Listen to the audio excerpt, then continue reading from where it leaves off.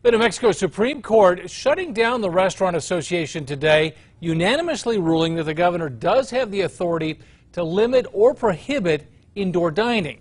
News 13's Brittany Bade has details. The court has reached a unanimous decision. New Mexico Supreme Court justices not mincing words when announcing their ruling to uphold the governor's July 13th public health order banning indoor dining. Bottom line, it's well established that differing opinions does not make an action arbitrary and capricious. In a lawsuit, 6 restaurants and the New Mexico Restaurant Association argued just that, claiming the governor abused her power by unfairly singling the industry out as a spreader of COVID-19.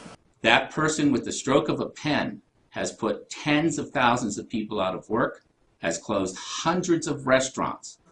Surely the Constitution would allow the citizens or the businesses affected by that order to put the state to its proof. An attorney representing the state saying the sought-after proof lies in the number of rapid responses to restaurants during July, when the state was seeing a huge spike in coronavirus cases. The attorney saying there were an average of 9 rapid responses a week to restaurants leading up to the indoor closure, and an average of 25 a week in the weeks following the ban. Well, the fact that there were more call-outs after indoor dining closed doesn't mean that we should open up indoor dining or that there shouldn't be restrictions on it. In fact, it suggests to me, and I think to most people, that perhaps there should have been tighter restrictions on indoor dining.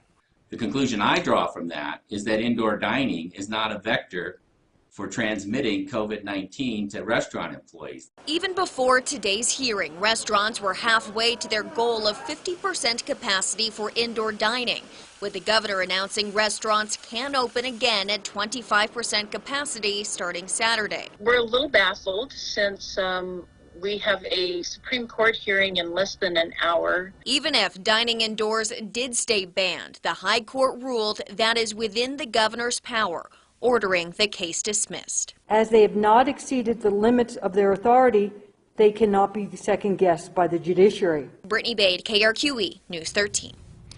This is now the second time the state Supreme Court has upheld the governor's policies, having decided earlier this month that the state has the legal authority to fine businesses $5,000 a day for violating the health order.